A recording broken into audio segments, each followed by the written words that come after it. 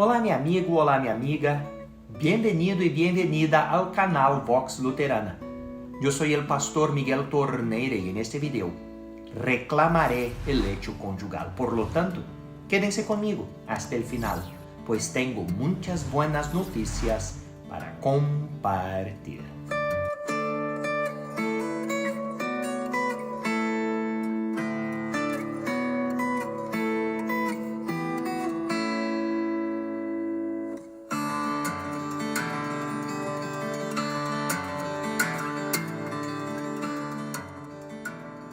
Dios ha creado el hecho matrimonial para bendecir a la humanidad a través del fortalecimiento de la intimidad y afecto, así como la procreación entre marido y esposa. Es tanto su generosidad como su amor por la vida lo que hace que este acto sea placentero. Ese placer está sujeto a abuso, pero no obstante es parte de su don. El marido y la mujer deben abrazar este placer y regocijarse en él, pero también tener cuidado con sus peligros.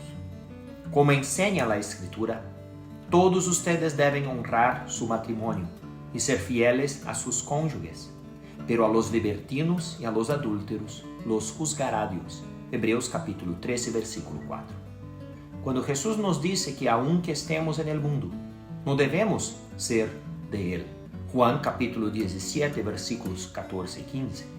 2 Corintios capítulo 10, versículos 3 al 5. Ni actuar como él. Nos está advirtiendo contra la influencia del mundo.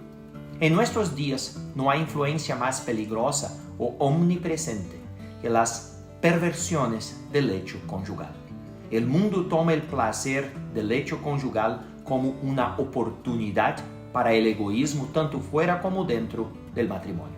Elimina la procreación, el don de la vida y el afecto y servicio genuinos del hecho matrimonial. Gálatas capítulo 5, versículos 16 al 21.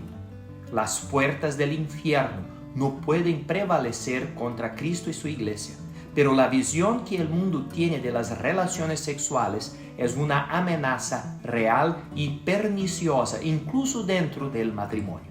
Y las parejas de nuestras iglesias están siendo influenciadas por eso. El mundo ve el placer como un derecho personal y un objetivo final. Cuando vemos el hecho conyugal de esta manera, nuestras familias, nuestras iglesias y nuestros países quedan profundamente heridos.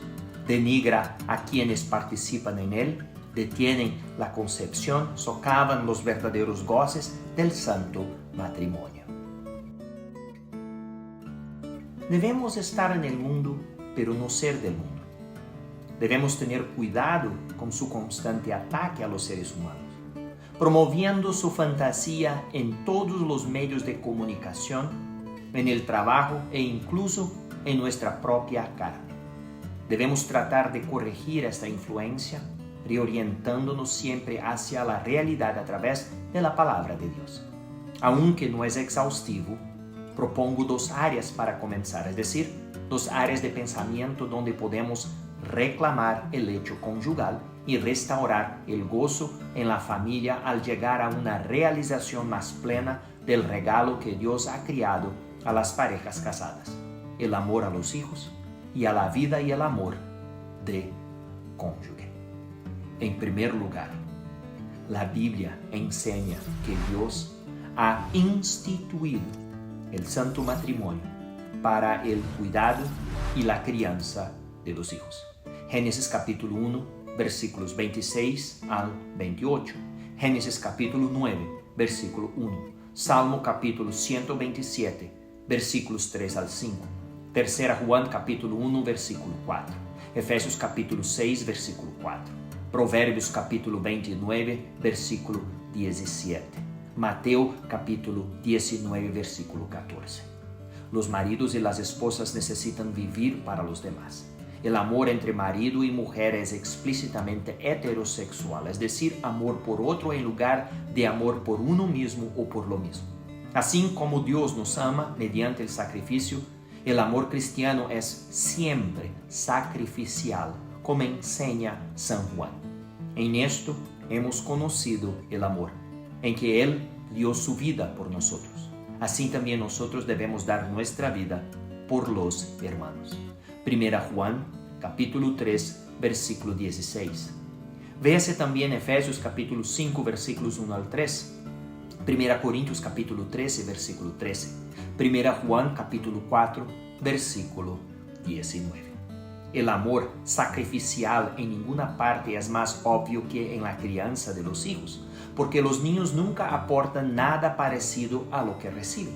Hay alegría en la crianza de los hijos, sin duda, pero también hay dificultades. Son costosos en muchos sentidos. Esto es bueno porque fuimos creados para amar a los demás, para amar a aquellos distintos y diferentes a nosotros.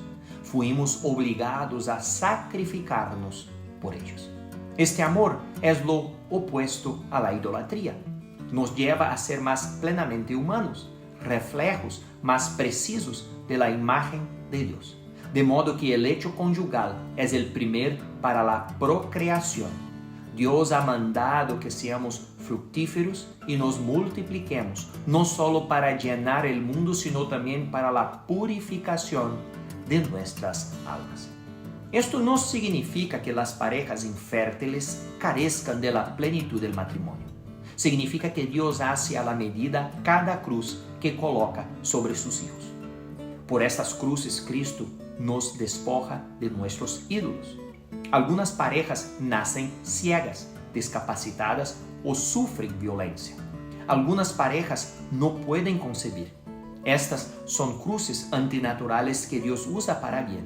Considere, el mundo es un lugar bello a pesar de haber personas ciegas o sordas como Helen Keller o martirizadas como San Lorenzo. Keller, en la edad de 19 años, contrajo una enfermedad que la dejó ciega y sorda. Sin embargo, a pesar de la enfermedad, ella llegó a ser una autora estadounidense muy importante, una defensora de los derechos de las personas con discapacidad, una activista política y conferencista. San Lorenzo fue martirizado porque ayudaba a los pobres. Aunque desgracias como estas acontecen en el mundo, Dios promete que todas estas cruces hechas a medida, incluida la infertilidad, serán curadas en el día posterior. Esto no quiere decir simplemente que esas parejas merezcan nuestra empatía. Las parejas sin hijos deben afrontar activamente esta carga, ya que permanece el mandamiento de criar hijos en el temor del Señor. Las parejas sin hijos biológicos deberían buscar formas de cuidar a los demás. Ellas podrían, por ejemplo, adoptar hijos o hijas también. Todos tenemos padres y madres biológicas o no, a quienes Dios ha usado para criarnos en la fe. Yo, por ejemplo, fui criado por mis abuelos. A pesar de esta manera antinatural, Dios utilizó el sacrificio de ellos para que mi hermano y yo siguiéramos adelante y fuéramos creados en la fe cristiana. Por lo general, brindar apoyo y cuidado a los demás es algo natural para los cristianos. No es necesario imaginarlo ni planificarlo, pero para aquellos a quienes se les ha negado tener hijos biológicos, suele ser útil que esto sea conocido y aceptado, no maldecido. Los maridos y las esposas necesitan vivir para los demás, no solo para ellos mismos o para su propio placer. El cuidado de los demás hace que los maridos y las esposas sean mejores maridos y esposas. Da sentido el hecho conyugal y al mismo tiempo aumenta su piedad. Ese tipo de amor por los demás también actúa en el propio lecho conyugal. San Pablo enseña esto cuando escribe: esposos, amen a sus esposas así como Cristo amó a la iglesia y se entregó a sí mismo por ella. Efesios capítulo 5, versículo 25. Dios nos regaló el lecho conyugal como un acto de cariño e intimidad. Así también, los esposos deben amar a sus esposas como a su propio cuerpo. El que ama a su esposa se ama a sí mismo. Efesios capítulo 5, versículo 28. Esto también es una ayuda contra la tentación. 1 Corintios capítulo 7, versículos 1, 2 y 7. Las tentaciones más obvias contra las que protege el hecho conyugal son el adulterio y el abuso de uno mismo. Pero hay otras, incluso dentro del santo matrimonio, especialmente porque hemos sido corrompidos por la visión falsa del mundo. Somos tentados a usar incorrectamente el hecho conyugal por amor a nosotros mismos y al propio placer en lugar de un sacrificio en el que nos amamos unos a otros como Cristo amó a la iglesia y se entregó por ella. San Pablo escribe esto explícitamente. Los maridos y las esposas no tienen autoridad sobre sus propios cuerpos. 1 Corintios capítulo 6, versículo 18. 1 Corintios capítulo 7, versículos 3 y 4. No deben privarse unos a otros, sino entregarse unos a otros. Sin embargo, al mismo tiempo, esto es una entrega de afecto, no una sumisión al abuso o a la degradación. Los maridos deben renunciar al placer por sus esposas y viceversa. Deben reunirse con reverencia, acercándose unos a otros a los cuerpos de lo que Cristo mismo santificó y limpió con su sangre, reconociendo en el otro al amado del Señor, santo y sin mancha. Los maridos y las esposas nunca deben verse ni tratarse unos a otros como cosas para usar, sino como algo que debe servirse, sacrificarse y apreciarse. Provérbios capítulo 5, versículos 18 y 19. Colosenses capítulo 3, versículo 19. El vínculo de una sola carne entre marido y mujer es la base de la sociedad, el fundamento de la civilización.